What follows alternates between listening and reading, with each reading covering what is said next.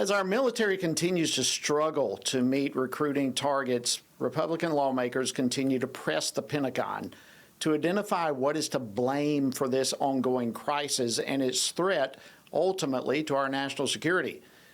Military brass sat before the Senate Armed Services Committee yesterday and the House Armed Services Committee today. And though the Army, the Air Force, and the Navy will all fall short of their recruiting goals, the Pentagon continues to deny that woke ideology is pervasive in the military training or that the COVID jab mandate had anything to do with the shortfall of recruiting. So what's next? Many are suspecting we'll probably see the military lower entrance standards. Is that the answer to bolster their recruiting goals? And if they did that, what would it mean for our national defense? Well, joining me now to discuss this is U.S. Representative Mark Alford. He serves on the House Armed Services Committee, as well as the House Agriculture Committee and the House Committee on Small Business. He represents the 4th Congressional District of Missouri. Congressman Alford, welcome to Washington Watch. It's an honor to have you.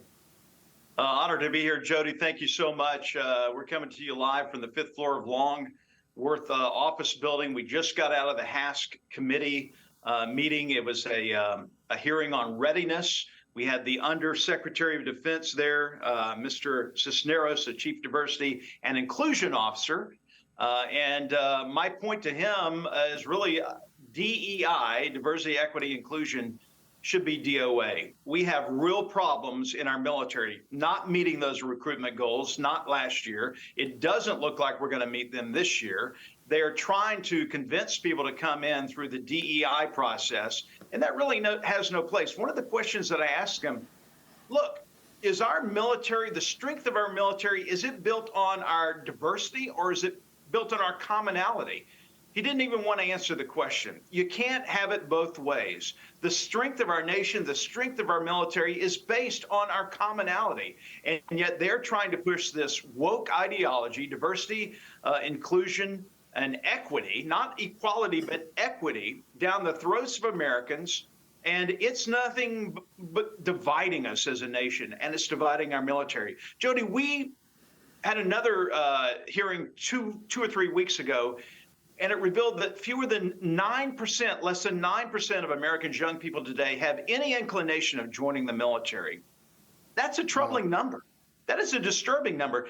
They don't believe in America anymore. They have been sold a bill of goods that we need to cling to socialism. We had to actually get up on the House floor a couple of weeks ago and denounce socialism. We have to restore pride in America. We have to get people feeling good about being Americans again, having pride in our nation that it's worth fighting for, it's worth dying for, and DEI is not the way to do it. Well, listen, I'm so glad you were in the hearing today, and I think that's an excellent question. And that actually, I have a clip here I'd like to throw up. If we can play clip 1, I'd like to get your reaction to this. All right. And let me be clear, diversity and inclusion strengthen our military.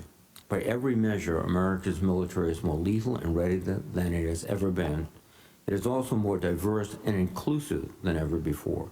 And this is not a coincidence. All right, so he's trying to connect. Who cares? Trying to say we are more lethal than ever because we are more diverse than ever. The two are totally disjointed. That was from the Senate hearing yesterday. Give me your thoughts.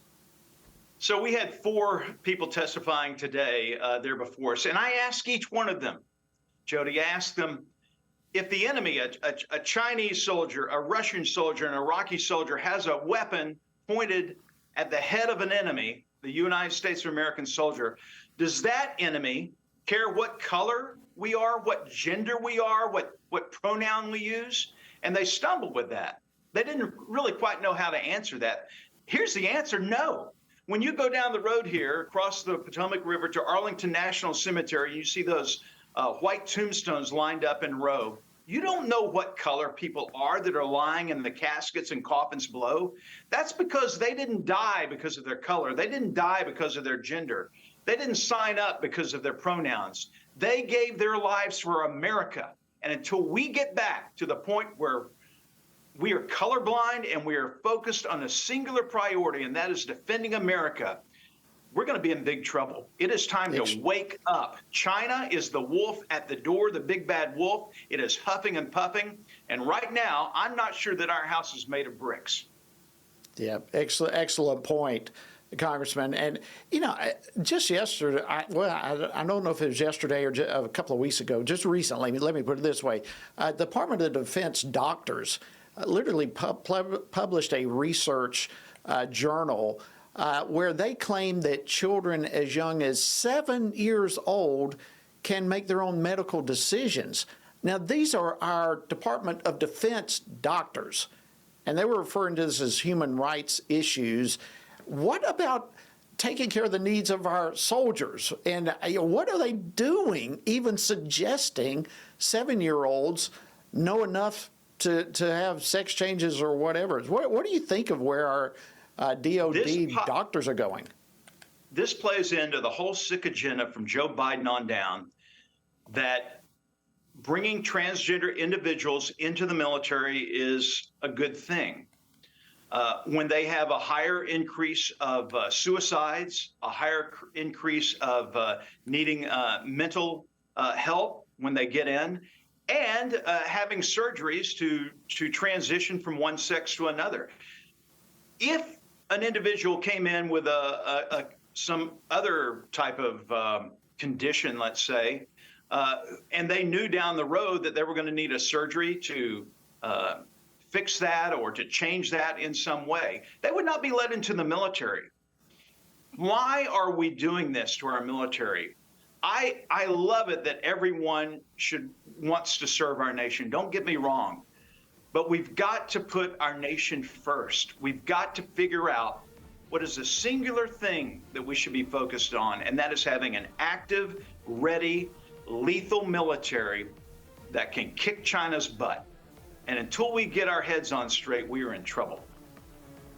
Congressman Mark Alford from Missouri, thank you so much for joining us on Washington Watch. Your first term in Congress. We're proud to have you here, proud to have you on Washington Watch. God bless you.